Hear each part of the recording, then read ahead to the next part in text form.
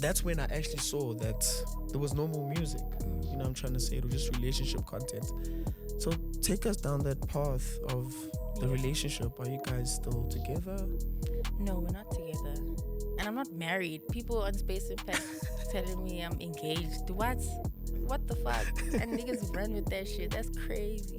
You weren't married? I wasn't married. That was out for real? Oh, so you were... Like, he'd be with another hand. You know, I'd have his location.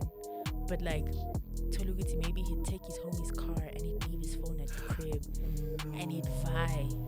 You know what I'm saying? Like shit like that. Because he would tell me he doesn't have a license, all these things. All of a sudden he video calls me one day he's driving. I felt like I was taking care of a baby. Yeah. And like when that happened, because my security was compromised. And so I started, when I dropped prayer to myself, that was like a peace out, like sharp guys, you know. You didn't tell us that. I know, which is crazy. Trust. No ways. Okay, so let's track back for real. I want to track a bit more back. Larry to 2024. How's your relationship with him after that whole back and forth? I mean, it's cool. I won't lie. Because there was the reason why I targeted Larry was because tell niggas what to do. For sure. You know, you don't have to have Bruce tell you what to do. Otherwise, anything's gonna go wrong.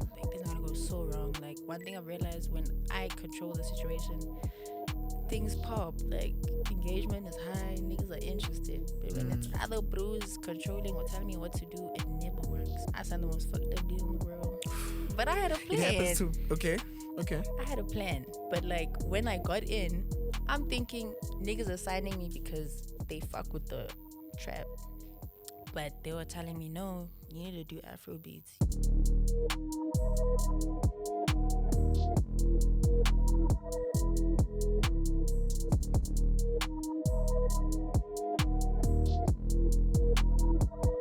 What's up, everybody, man? It's your boy, Franco. Welcome to the 4th episode of Swank Sessions. We're trying to move with motion. We're trying to move with love.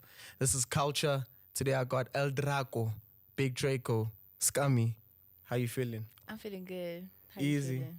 Where you been, bro? You know, the streets been asking, so I have to ask that as the first question for real. I've been at home. At home? Yeah. And that's what it's just been? I've just been at home. Yeah? And what's been happening in your personal life, if you don't mind me asking? I've been meditating. I've been recording. And I've just been like finding myself. Yeah. And understanding life and music, you know, and where I lie.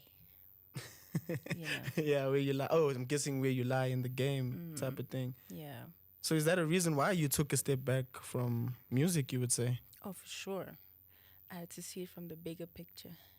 Because I was too much in Scumie, so I couldn't really see. So I had to step back and I had to actually scope the scenery and actually realize that, no, actually, it's supposed to be a different way. You know? Yeah. So with the music, are you going to be trending differently now? Like, you're going to roll differently, or is it the same way you've always been doing it? I think with the music, I've been really honest with myself, because I am a trapper at the end of the day, and trap is my motto. But I also feel like singing and like neo soul and like, you know, on some Earl sweatshirt, you know? Yeah, Earl sweatshirt, yeah. Earl sweatshirt type of vibe. I feel like I'm really also on that vibe. So I also took a step back to also like find a way to distinct both sides of me. You know, because I know niggas want the trap, but like, also the girlies want the neo soul, because they realize that no, Scumie got bars and she's a cool girl, you know. Yeah. So I also feel like I'm just trying to put both worlds in one, and also have like leverage balance. in both sides and balance, you know. No, I think you already got that, because the tape that you released last year, right? I put it in my top 10 actually. It was in my top 10 for like, that was amazing. The way you were able to cater to certain fans. You know, I'm trying to say, there was everything. There was from the trappers to your neo soul that you want. like you had everything and it was well curated, I would say. You know, the only disappointment I had is that you didn't have more visuals with it. Why was that? It was a very last minute decision because essentially I was gonna quit music when I What? dropped Prayer to Myself. That was like a peace out, like sharp guys, you know. You didn't tell us that. I know, which is crazy. And I think because Prayer to Myself actually started like blowing up on TikTok and it started trending locally. I remember. And I think that was just like the universe and like God trying to tell me, like, girl, why are you quitting? You're fine. And I think because Prayer to Myself did so much for me and my label, because my label also saw like, hey, dog, this song is making money. So what are you saying? And I was just like, okay. I mean, I already had music in the vault, and with Nadia, I had music with Young Vegeta, and I was just like, let me not let these songs go to waste. Yeah. So I think because it was just a last minute decision, I didn't really plan out a rollout and visuals and treatments like I am with the new album with Avant. Mm-hmm. So yeah, I think that was like a wake up call. 066 Volume 3 was a wake up call for me. What? It's actually insane that you said you're gonna quit music after dropping something like that, you know?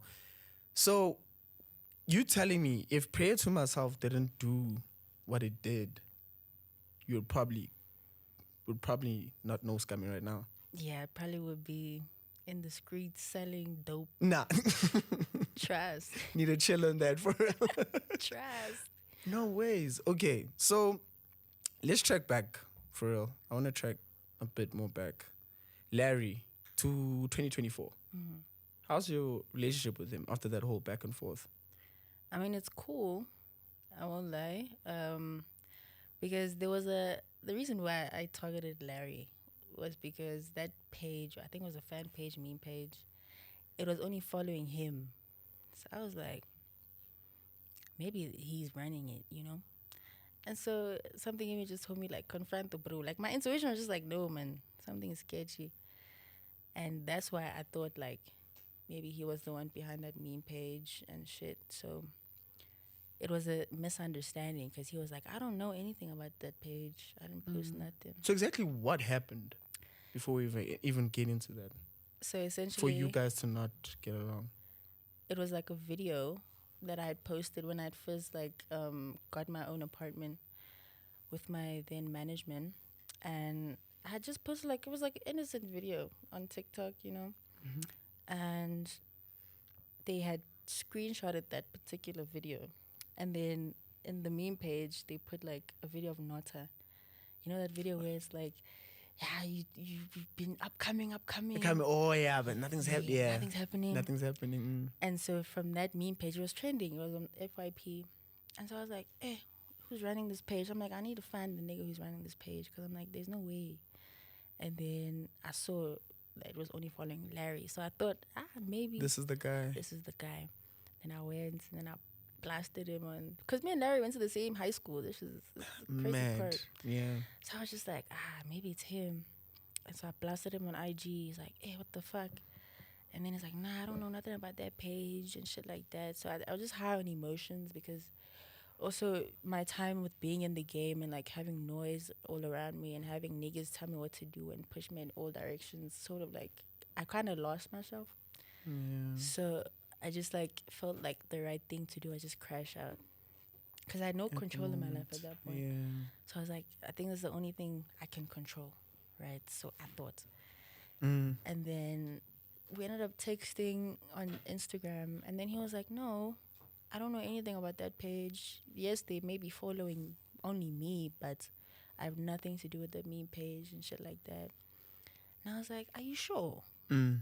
And then he's like, yeah, like I have nothing to do with that page. And I was like, oh, okay, then that's cool. And then obviously like niggas in the game were like calling me like, don't post, like delete, like why are you posting and shit like that.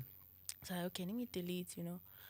And then me and Larry just hashed it out. And I was like, you know, misunderstanding, you know, Hadi, you know, and stuff. I mean, damage was already done. Yeah. Yeah. But at that point, he was like, you know what, it's cool. And then we just ended up like, he sent me beats. Okay. and stuff. And then that's how it like ended. But we cool. Did you end up finding who owned that page? No, but they ended up deleting the video, which Yeah. was crazy. Is that page still around? Probably, I wouldn't know. Yeah. I wouldn't care. What, did you block it or something? I did, and then yeah, after that it was history. But they removed the video. Yeah. Yeah, they did. Hey, that's one thing. Rappers like blocking. Hey, Yeah, you guys for your mental health, I'm guessing. no cap. For real? Okay, 'Cause- not bad. Cause why would I want to see the same hating ass nigga on my Yeah. page? You know? Right at the block, bro. Yeah, no, I get that. You know, you said I was actually supposed to ask this first before asking that question. You said Prayer to Yourself was making a lot of money, right? I want to ask about that sample. Was that sample ended up getting cleared? So the crazy part about that sample is that neither Kendrick or The Alchemist copyrighted or claimed. It wasn't on the system, on the publishing system at all. Yeah. So what my publishing ended up telling me was that I can release the song, and if Kendrick decides to release Prayer, then it won't get taken down. It'll just get like flagged for like royalties, and royalties would just have to be like directed to the rightful owners. But I did add Alchemist as credits, and essentially it wasn't claimed, to be honest. So they were just like, it's cool, green lights. But when they drop it, like, just know that you won't get the money. Yeah, but I mean, it's cool.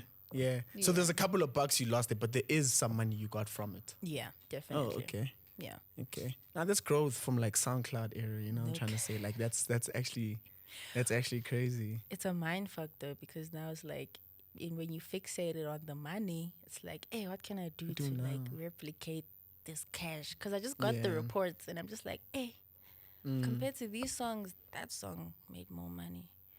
That's why I made the Neo Soul album, because I'm like, let's try something. Let's see. Something new, right? Yeah, let's see. Yeah. Okay, I want to ask about how do you face the criticism that people give you in terms of, why is Scumie rapping in a different language now? You know, she's supposed to stick in a certain lane and all that stuff. Like, how do you face the criticism and what's your thoughts on it? I won't lie, at first, because I had people around me, they would always tell me like, the underground music won't get you far. It won't make That's you always the money. chat. It's always the chat. So, excuse me. Essentially, I was low-key kind of like coerced and like forced into rapping Vanek just for the fact of making profits. And so I didn't really expect, like, because I was at that point, you know, as an artist, when you're like controlled, like you sort of lose yourself and you can't make decisions for yourself. And when niggas tell you what to do, just do that shit. And so I was like it was very foggy for me in that time of my life, like changing my sound. So I wasn't tapped in. Like I was just recording just to make Bruce happy so I can get cash. Like, and so I didn't expect criticism. I just thought, making music, but I have motion type shit. Because I would see the niggas around me, like, you know, the artists around me in the camp that I was in, like, niggas transitioned from SoundCloud to rapping Vanek, and they were gigging every weekend, making like millions. And of when rands. you look at that, and then you're like, damn, I also want to be, you know, gigging every weekend. So that's what I thought. So I was like, okay, it's probably gonna be the same. I'm gonna be up like everybody around me. Yeah. And then the criticism came, and like it was a little shock to my system, because I'm like, okay, I didn't really expect like people to react this way. Like I didn't know niggas actually like fucked with the art that I would control instead of the art that other people controlled. So the way I handled it, I was a crash out. Like back in 2022, 23, I was crashing out. Like I was like, but why? Why don't you guys see the vision? And then I think as time went on, obviously like self-preservation and like self-perception. Yeah. You know, like at the end of the day, there's 8 billion niggas on this earth. If 100 niggas don't fuck with what I'm doing, it's cool. I'll get 100 niggas more. Thank you. You know what I mean? So I think as time went on, I realized like, bro, if you don't have haters, you're not doing anything right. No cap. Facts. And obviously transitioning didn't make sense. That's why I'm sure my fans were like, hey, what are you doing? What are you doing? But now I handle it in a way where it's like, it's okay. I mean, there's more people on the planet for me to satisfy. And not everyone's going to like me. And that's okay. Yeah. But yeah, essentially it was mainly a cash grab to start rapping in Vanek, and I didn't expect that backlash. But I think now I'm handling it more gracefully, and yeah, So motion was this management telling you what to do, or was it the record label? both. No, It was both no because ways. with the label it was worse because obviously they technically like low key like when I first signed my first deal, I signed the most fucked up deal in the world, but I had a It happens plan. too. Okay. Okay. I had a plan, but like when I got in, I'm thinking niggas are signing me because they fuck with the trap. But they were telling me, no, you need to do Afro beats. You need to do. We're not Oh, gonna. you knew this. Yeah, and obviously, like with Universal, like those type of labels, it's very easy to get shelved if you don't do what they want. So I was like, okay, I'm gonna just do, and I did, and they saw with the results, like this is not what people want. Mm. So they were like, okay, girl, it's cool, do your thing, and they let me go. So even with the label, like with the management, it was worse because with management, like they were the ones handling my brand deals and like money and everything. That was where I was getting money the most, and they were telling me you need to do that so we can go into these rooms to get you this. And even with the brands, like my favorite brand I used to work with, they literally told me like, "Why are you changing your sound? Like we like you the way you are." And I think that was a wake up call for me. Like, like brands actually fuck with like Scumie as a trapper, you know?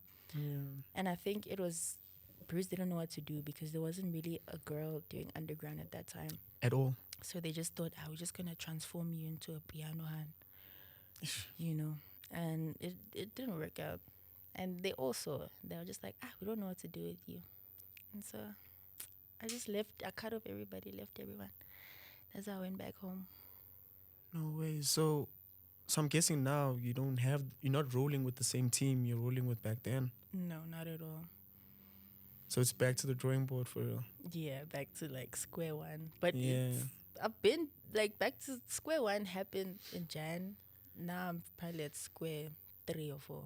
Okay. So I think one thing I've realized is as an artist, you need to be the boss. You need to be able to tell niggas what to do. For sure. You know, you don't have to have Bruce tell you what to do. Otherwise, things are gonna go wrong. Like things are gonna go so wrong. Like one thing I realized when I control the situation, things pop. Like engagement is high, niggas are interested. But when it's other Bruce controlling or telling me what to do, it never works. Ever. Jeez. So what's the plan now? Is it a thing of like you're going back to the drawing board in terms of like grasping the fans that you had back then, or are you still going to pivot into that trying to do Afro pop? I mean, I've definitely gone back to the drawing board to like go back home. You know, underground is home. You know? Always. Come mother. on, that's how we knew you. I'm Come mommy. on. Yeah, People of course. can't deny That's it. that. I'm the mother. Yeah. And I don't think they'll. When I took a step back, I saw there's no girl in the underground who's really like At all. capturing niggas like that. Because I know the psychology of niggas in the underground. That's the thing. And I feel like a lot of girls get scared. And so when the guys in the underground start like criticizing them, they sort of get scared, like, no, okay, it's fine. And then they stop doing the music. And then it's like, but you're doing so well.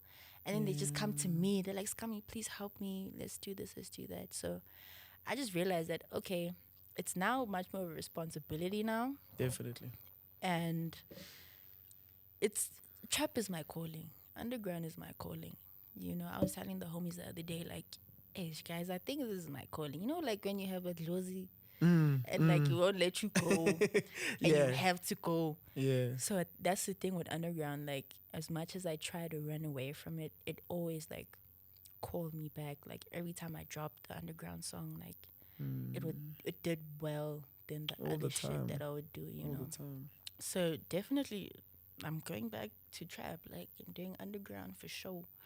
But also like because I've gained a new fan base in the process, I wouldn't want to abandon them. Them. Yeah, Exactly. like my neo soul people, like I don't want to abandon them because they want more. Like they literally asked me for an album. They literally like, so one thing about women in music, like the listeners, they will support you despite They do. anything. Like they see you as a human being. So I was like, rather I also cater to them towards people who I know that who want to understand me, compared to like niggas in the underground. Like sometimes like they won't understand you. They Like, won't. they- I remember I was even telling you in the car where I was like, you know what, Scummy, like you actually ran game for so long for the woman in the underground, and you still do. It broke my heart when I was at Space Impact when they were like, we can't even count Scummy as UG anymore. And I was like, what do you guys mean? Because as you said, that has always been your home. And to be honest, I would love to see you grow even bigger in the space. So, you taking a step back a bit from the underground, how do you think the state of the underground is right now? Even for the women that are coming up, maybe that you have seen, maybe there's a couple women that I've missed. Is there any advice you would give to them? I feel like underground trap is a lifestyle, and I feel like you have to sort of be that. You have to be an underground rapper in real life. You know, you have to move like that. You know, you have to have aura. You have to like, and like when you have like you sort of have to mask in a sense. Like you have to be something that you don't want to be in the moment. And I think that's the thing with underground. Like with underground, you have to like be nonchalant. And I feel like with us women, like we're very like emotional and like expressive, you know. And I feel like in the underground, expressiveness is a taboo. Like you can't express yourself. Express yourself in the UG. Yeah, that's actually true. That's Yeah. actually true. You have to be this cool persona all the time. You know. Yeah.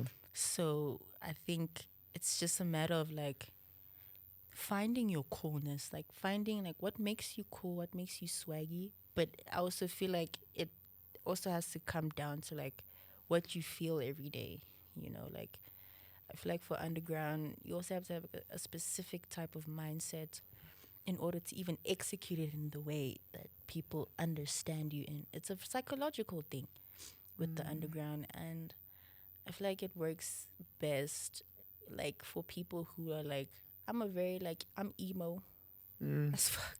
Really? I wouldn't even be able to tell, for real. You wouldn't, I man. wouldn't be able to tell, yeah. But I'm emo AF, and I feel like the emo really it translates well in the trap music, in the underground music. And I feel like with the advice I'd give women is just like study the underground. Like I feel like with the underground you have to study what trends, Yeah. memes. You have to be like a meme god. You have to know like your shit in order for you to like be in the underground. Like for example, in songwriting aspects, one thing I realized the difference between neo soul and trap is that you can't go on a trap song and say you're sad. You have to go on a trap song and say I smoke weed every day and I sleep and I drink lean every day and I sleep and I do drugs every day and I sleep. Like that gives people like a picture of, okay, she's feeling like this. Yeah. You know, compared to like saying exactly how you feel. Like it doesn't really work. It's kind of corny. Like as fuck. So I feel like in the underground, like being corny is like, yo, Yeah, I know. It's a big no-no in the UG. they'll fry you. Yeah. And I All felt the like, time. yeah. All the time. And I felt like when I did the Vanek thing, I just sort of became corny as fuck. And like niggas sort of viewed me as like a corny ass bitch. So I was like, oh, I thought I was just being me. Yeah. And I was like, okay, no, but I get it though. Because in society, you have to mask, you know. All the time. All the time, yeah. So it's about masking and studying your environment and studying. I feel like every genre, everything, every industry, anything you want to do, you have to study it. Definitely. You know, it doesn't have to be school. Yeah. You know, like study and like find your place in it, but stand out at the same time. Yeah. Yo, this is like really deep, you know. I feel like you've overcome a couple of things to be the person you are right now. What is the biggest thing you had to actually overcome to be the person you are right now? I think the biggest that people don't know about. yeah. The biggest thing I actually had to overcome was realizing that sometimes it's not always okay to be yourself. Like sometimes you have to like lie. You know, like you have to lie sometimes in life, and lying is like lying can save you from a lot of things. Not expressing yourself a lot, you know, and like not being outspoken. I thought being outspoken was like a good thing. Exactly. That's what I thought. I think it's difficult as a woman, wouldn't you think? Especially in hip hop, I feel like if I'm gonna be an outspoken woman, at least like it must translate into the music. And I felt like the music at the time like didn't make sense for me to be outspoken as I wanted to be. Yeah. So niggas sort of kind of thought like, you speak too much, talk too much, shut up. And I was like, oh. And I feel like not speaking too much, like, yeah, I think I realized that it's okay to like keep quiet, you know, and not say much. And I hate that because social media will always bash you for being expressive, you know, and I don't know why they are more harder on women for some odd reason, you know. Like, that's why I'm asking you, like, what did you actually have to overcome? Because, like, being a female within that space for sure is not easy at all, you know what I'm trying to say. So, in terms of that, you know, Blackie, Brady, Scummy, you already know what I'm talking about. Investigate. One of my favorites till today, definitely. You know, you went crazy, Brady went crazy, Blackie went crazy. Is there something we can see from you guys again? Possibly so. Because I can tell, like, last time I spoke to Blackie, like, I could tell that he still believes in me.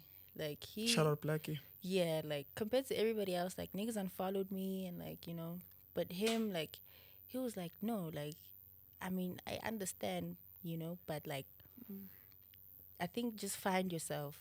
You know, I feel like he still has that hope in me to say, no, it's okay. I think just find yourself because you are a girl at the end of the day, and there's no girl in the underground. It's only you, so it is gonna be hard. Doing it like that, actually. Yeah. So one thing about Blackie, like he's just been giving me grace, to be honest, and I feel like that's also what motivates me because it's like, okay, at least he still believes in the girl, you know. And I feel like when the time is right, something will come about, like in terms of trap, because I do have unreleased with Blackie. Oh, how I many? do maybe like only one song, Oh, only one song. but it's like an Afro. Oh, okay. Yeah, it's That could be Afrobeat. interesting because Blackie's really good with that. Yeah, he Yeah. is, but I feel like what would do justice would be like the trap, you know, because I did release a Afro song with Blackie with Universal, and it didn't really like do much as it was a feature with Blackie. Yeah. But niggas were like, cool, yeah, you have a song with Blackie, cool, but as we want trap, and so everybody migrated to Investigate, Of course, all the time. you know. So I was like, okay, maybe I just need to like redeem myself and prove myself, because that's also the thing with the game. Like, I think a lot of artists like hate proving themselves to like the people that they look up to. In a way, they just be like, nah, me, I'm just gonna do my own shit. Like, it's fine. Yeah. Niggas don't fuck with me. But I just feel like because I genuinely respect the dude, like I genuinely also like want to be able to be that person where you can be like, okay, yeah, he actually doing something, like for sure, like keep going, you know. Yeah. So, I mean, yeah, no cap. Soon, maybe like when I have the right motion, then he'll be like, let's lock in again, you know. Yeah. Because I really want to make trap with the brew, because we do have unreleased, but I don't think people will ever hear. No way. So it's something that's going to be forever in the chamber, I'm guessing. Yeah, most probably. But I Depends, we'll see. guess in due time, you guys, you know, Yeah. for sure it'll be a thing of like you make music in, because that's one thing with Blackie. Like, if he feels like it's the right time, he always knows when it's the right time. Yeah. You know, I'm trying to say, like him, Nash, he knew when it was the right time. You know, I'm trying to say. So, in terms of that, who else would you like to actually work with? Definitely Aries. Oof. Yeah, That'll be he a big DM'd one. me some time back What? when I dropped the album 066. Yeah. And he was like, yo, like, kill them, like, keep doing your thing. That tape is beautiful. Yeah, and like, some, like, people kept telling me when I was making the Neo Soul, like, when I was playing it for the people around me at that time, they kept telling me to send him, like, snippets, like, asking him for a feature. Yeah. And I'm just like, Yeah. is he really gonna, But I like... think that's how it works, because I think that's how Baby Lowski also got his, actually. Yeah? Yeah. I think maybe, like, I just want him to see. Organic. Yeah, I Want want it to him be to organic. be like, yeah, I want him to be like, whoa, like, crazy, like, let's do something. I want him to, like, even if it's just a like, but just, like, to see, okay, at least you acknowledge, and because I also don't want to go in, like, people's DMs, like, artist DMs, and they mize me. Oh, yeah. Yeah. You know? You get that. Yeah, so definitely Aries is, like, top of my list. And also Maglera. I remember Maglera back in 2022. I asked him for a feature, and he was like, no, just find yourself first, like, find your sound at the right time. He also told me, like, at the right time, like, trust me, I'll be there for you. Just keep doing your thing and shit like that. I was just like, okay, that's cool. I just probably, the game is just about redeeming yourself and, like, giving people a clear image of who you are as an artist. So definitely those two. Okay. I heard you also talking about people unfollowing you after everything, like, can you say died down? I wouldn't really say a follow for real. You know, how everything died down. Is that how the game is? Is there anyone that you were close with? Oh, yeah. Like, day ones. No ways. And I was like, hey, okay. But I mean, now... Was this after you signing? Yeah. Or was it after you signing? After me signing. And like, when I was releasing the Afro, and like, niggas were like, yeah, Scumie fellow, Scumie, it needs to be studied. All niggas say all these fucked up things. Of course. And yeah, like, bros that I generally, like, started working with were like, nah, we're also gonna follow the crowd. Peace. And so they unfollowed me, and I took it to heart at first. I was like, oh, okay. And that's why I also, like, started crashing out, because, like, my support system was gone. It was like the niggas who I can call and text every day, like, generally, like, they don't fuck with me no more because they're listening to the outside people. But now, like, I think they're starting to see, and they've hit me up, like, they've been hitting me up, like, yo, let's work, like, you see you doing your thing and stuff like that. And I mean, sometimes you have to just charge it to the game. One thing about being in the industry, you can't really, like, take anything personal, like, ever, because that's entertainment, that's show business for you. Like, if you put yourself out there on your own, people who might have cut you off might come back. And those, that's how it always, true. and it might be people that, like, actually are doing shit in the industry, you know, like, people who have motion. So you also can't be like, nah, you did this to me, you unfollowed me, you followed me. So I was just like, you know what, let me just suck it up and, like, just get past all of it, honestly. But I think one thing I learned is that there's no friends in the industry. I always say this. Yeah. I always, it's very scary, you know, because as soon as things start falling apart, now people are, you know, nowhere to be found anymore. Literally. Yeah. Like, when I hit rock bottom, that's when I saw, like, everyone. Like, I saw all the snakes in the grass. When the grass was cut, I saw everybody. Yeah. And I was like, oh. But I think that's also what, like, made me stronger. And, like, made me realize that, it made me realize, had me question, am I doing this for me? Or am I doing this for the crowd? And for people, to impress people. And I realized that, no, from the start, I always did this for me. Like, when I started dropping music, I didn't show my face. I was a faceless artist. And I feel like because of that, like, going back to the drawing board, going back to square one, I went back to that part. I was like, you know what? I was a faceless artist. When I was a faceless artist, I did it on my own. People still fucked with me. So even if people cut me off, like, it's people that I met on the way. And they always say, people that you meet on your way down, you also meet on your way up. So it's also just been like that. Like, people who I've met on the way down, I met them on the way up again. You know, so I just feel like it was a wake-up call for me to actually be like, am I doing this for me? Or am I doing this for attention? And when I started realizing that I'm just going to do this for me, that's when Prayer to Myself came about. Oh. And that's why it blew up. Because I'm just like, you know what? Let me just do me. Let me just do what I want. Let me use a backtrack that I like. Let me sample the person that I like. You know, let me do what I like. Let's see where it's going to go, you know, for me personally. And I feel like just venting and putting my feelings out there, it connected with everyone.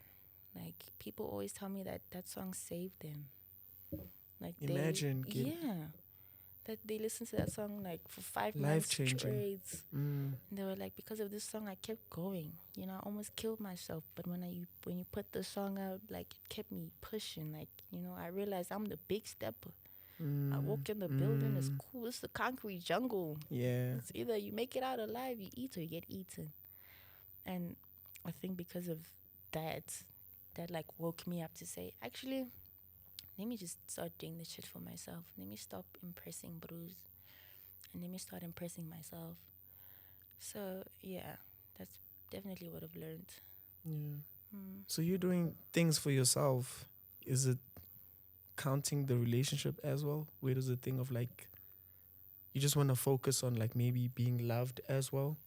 You know, because I saw a lot of content that you also had out, you know, with a specific guy. And that's when I actually saw that there was no more music. You know, I'm trying to say it was just relationship content. So take us down that path of the relationship. Are you guys still together? No, we're not together. And I'm not married. People on Space Impact telling me I'm engaged.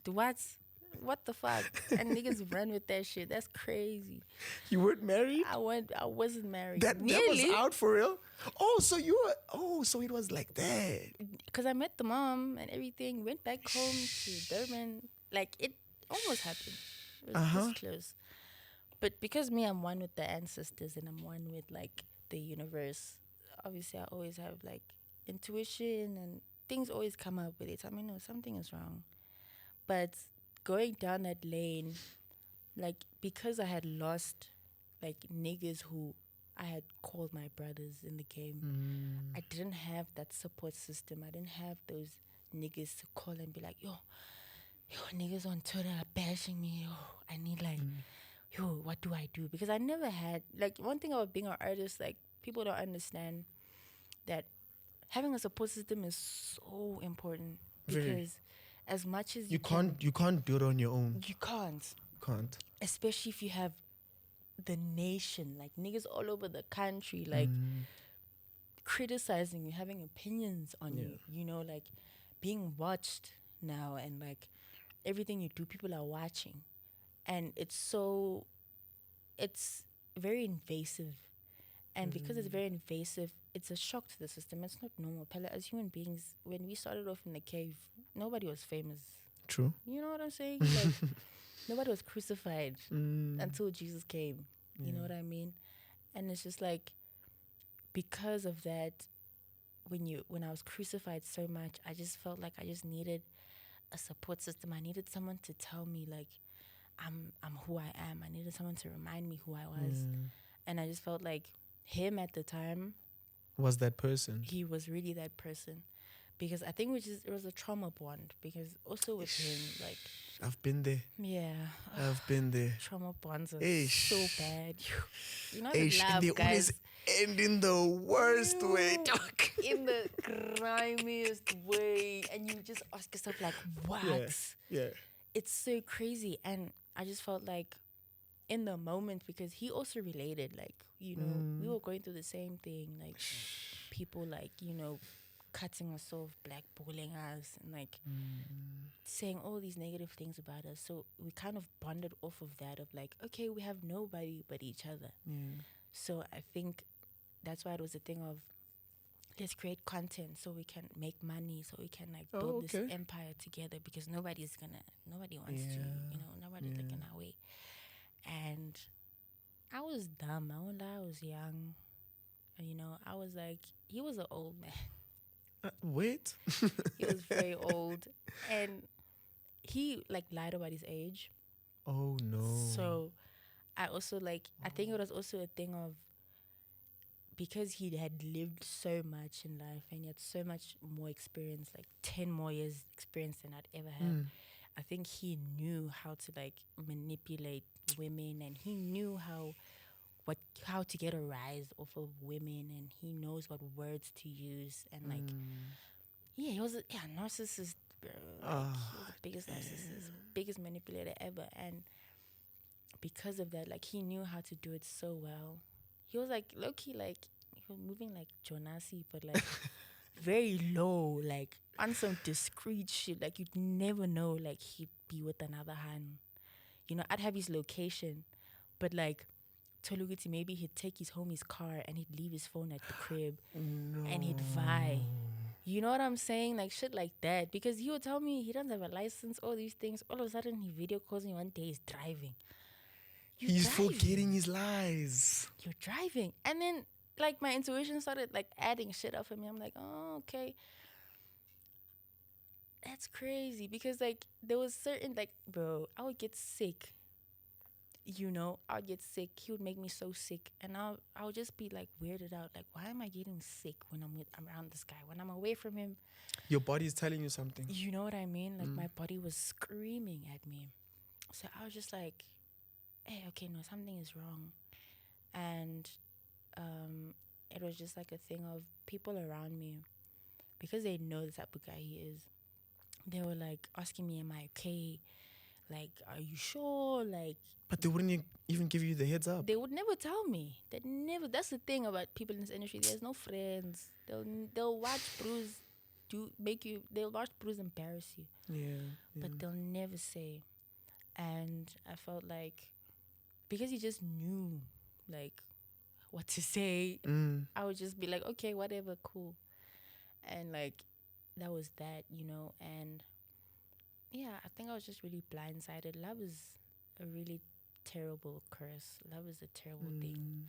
And especially somebody who pretends for their own gain, because that's also what it started becoming. Like I started seeing patterns where it's like, yeah, like help me with this, help me with that. It's like, and you'd willingly do it. I'd willingly do it because I'm like, you're my man. It's of fine. Course. You know, I'll do it for you. I'll help you with the music. Despite that, we made different music. Like he was on that side of the world. I was this side. Oh, so he also makes music. Yeah, he also makes music.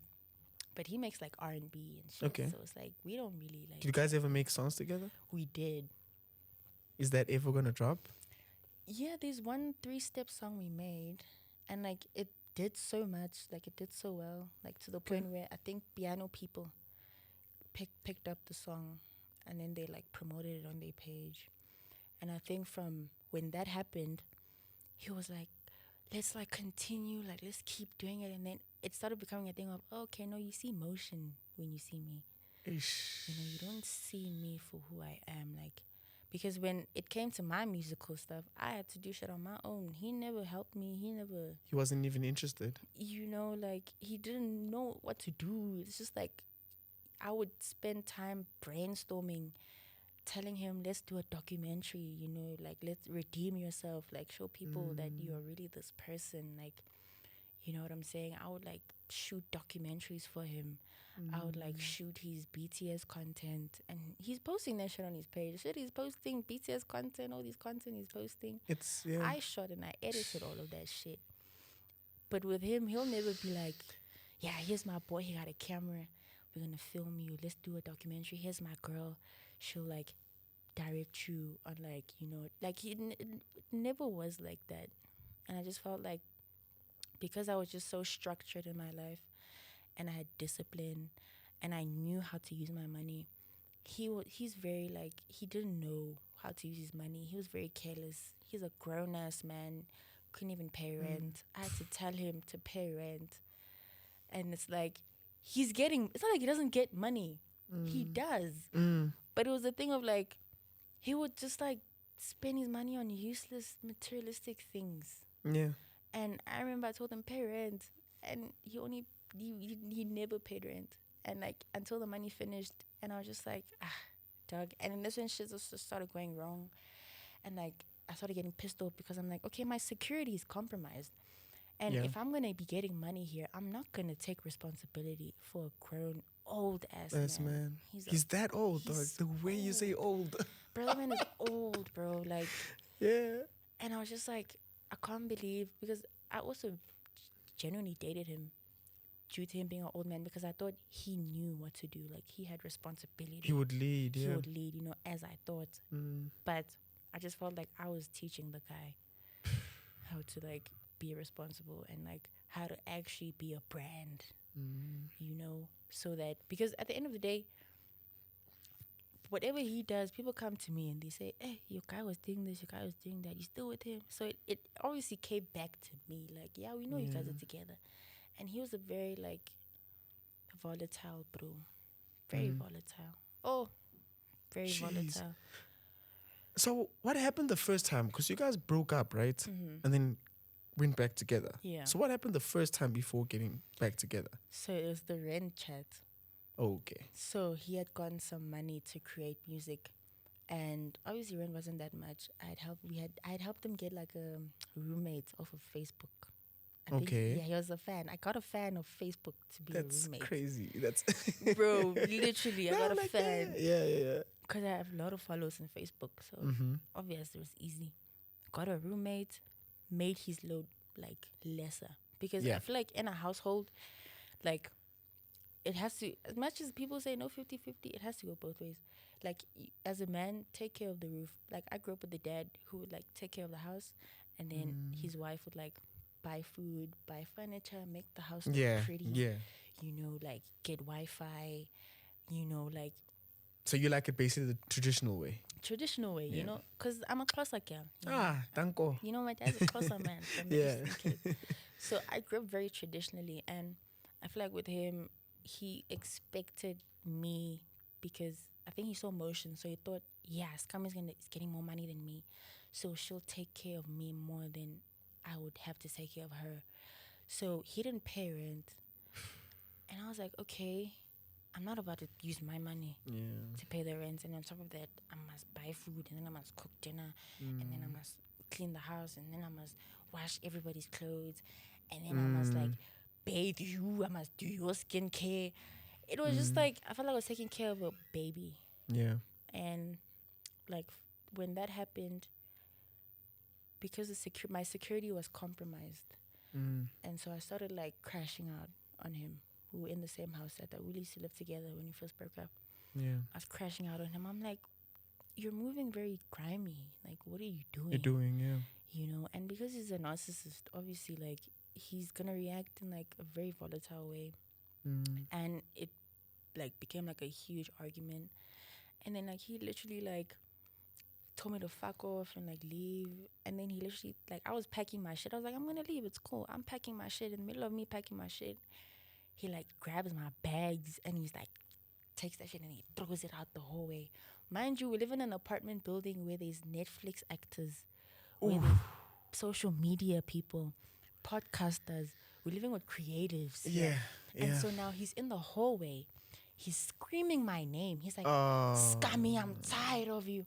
In the middle of the hallway. And we on the same block as these actors and all these people. And everybody knew who we were. And we all knew each other. And so I felt like he was like he trying to make a scene. Yeah. And I was just like, okay, this is getting very weird. And so he just started like, and then he like took all my shit, started throwing everything on the ground outside. And it was so crazy because the day before that argument, he had a photo shoot and I had money. And he didn't have money at the time. So I had helped him like pay for Ubers and like buy food for the team, for the crew, and like make sure shit is good. And then the next day, he like kicked me out the crib. So I'm like, okay, if you're gonna kick me out, at least like order my Uber, because I had spent all my money helping you. And that time, that money is for marketing my song. Yeah. Was for marketing. And he was like, no, I'm not gonna help you and may have to make a plan, all this shit. I'm like, oh, okay, that's cool. And yeah, I was in a very vulnerable place. I can imagine. Time. And it really took a shock to my like nervous system, because I had thought, okay, this person who's supposed to protect me didn't, as much as he says all these things and like does all these things, the way he acted in that time, like I feel like you really know if somebody loves you in conflict and in war. True. And I just felt like he really threw me into the river, you know, and told me to like die, you know, Basically. and basically, you know, and I was just like, oh, okay, that's fine. Well, it wasn't fine. I think I cried for like 5 months straight. Yeah. But that's because like that was like my first like actual love, and like someone who I thought it's okay. This is someone who I actually fuck with. I'm probably gonna get married to this person, like, and so I think that was my 19 theory. And after that breakup, I felt sick. I developed ulcers in my stomach, and I have to deal with ulcers now for the rest of my life because I was just so stressed out. And my mom was just like, you know what, it's okay. Welcome to life. This is how things go. And because I was just healing, he would just like always try to like come back to me. Like he would call me. He'd be like, I'm so sorry. I didn't mean to do that and shit like that. And like at that point I was fawning. I was like, you low-key kind of like emotionally abused me. Like low-key. And because of that, like I was fawning with the, but I was like, okay, you know what, it's fine. But I was just telling him like, no, let me just listen to myself. Like just give me time. Let me think about it. And then like time went on, found myself, got a job. Yeah. I was like, let me just get my life together. And then obviously that's when we had broke up, like when he kicked me out the crib. And then one thing about like me working a job, like it really fucked me up. Like 9 to 5. 9 to 5 is it's the worst. I respect you guys. Yeah, no, it's the worst. You know? My God. I genuinely wanted to die. Yeah. And because I was It's not life. Yeah, like it's not a way of living, actually. It's not. It's not a way of living. Natural. It's really not natural. And because of that, like I felt so emotional and so sad and so alone and like so replaceable, because when you work a 9 to 5, you just feel so replaceable. Yeah, of course. You know? You die today, they'll just replace you tomorrow. You know what I mean? And then because of that, because of the loneliness and like everything that was going on, I decided to hit him back up again. And then that's how we got back together. That's how... okay. Okay. So that's how it happened. And then that's why it was like so public this time around. Because I thought, or you've learned your lesson. You know this person's the person he is. So you're like, let's go again. Let's go again. It's better the devil you know. You know. Guys, love is the curse. Yeah. And yeah, like when I worked my job, like I hit him back up again. I'm like, hey, like let's, try again. Obviously he's like, yeah, cool. And it was so crazy because before I hit him up, I think 2 days before, his ex calls me. I don't know how she got my number. And she was like, no, I went through his phone and I found your number. Because I think I kept showing up on his WhatsApp for some reason. And she like calls me with her friend, thinking they're gonna gang up on me, but they don't know where the fuck I am. I deal with niggas. Yeah. So if it's girls, it's nothing. So they're coming on this call trying to intimidate me. They're trying to be like, yo, Halo like broke up with me, so we're trying to like figure out if he came back to you or something because we see you on his phone. So I'm like, no. Like, I don't know where this man is. They're trying to get like where he is. Is he with me? Like, I don't know where this nigga is. Like, why are you asking me? And then they were asking me like, okay, but so like, why did you guys break up and like what happened and stuff like that? And I was just like, well, he's a volatile bro at the end of the day. Like, he's a very emotional guy. Yeah. And he's a narcissist on top of that. So obviously that's why I left him. And so they were like, the girl, her friend, was like basically trying to intimidate me. And I was just like, I don't know what you want from me. I don't have what you want, like honestly speaking. And because of that, like I think something in me was like, let me make them angry for a reason. Let me actually piss them off. Yeah. And then I texted him again. And then obviously like we started like fixing things. And then I told him, I'm like, your girlfriends are busy calling me. Like, what did you do? And he was just like, I'm just annoyed with her and whatever. Yeah. And I was like, okay, cool. And then we got back together, started posting and stuff like that. That's how that happened, basically. That's how that happened. And then that same girl was texting him, Yeah. and she was like, please, I miss you. Let's get back together. She doesn't have to know. What? And I was like, okay. Started getting slimy. Of course. You know how women. Guys, hey, women, I'm scared of you. Ew. Scared of you. Yeah. No, Scumie, you really had a good one. You know, I just want to take it back to the music. Actually, tell us what do you want people to take away with your new drop? What's the name of your new drop?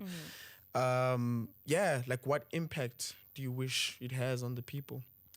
I feel like it should have a very, how can I say? Because when I made this album, I made it with me in mind, and I made it with how I feel in those studio sessions, you know.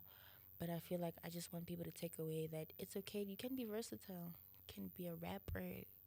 At the same time, you can slime on a neo soul beat while sliming on a trap underground beat, and like just being yourself in a way where it's like it's okay to merge genres.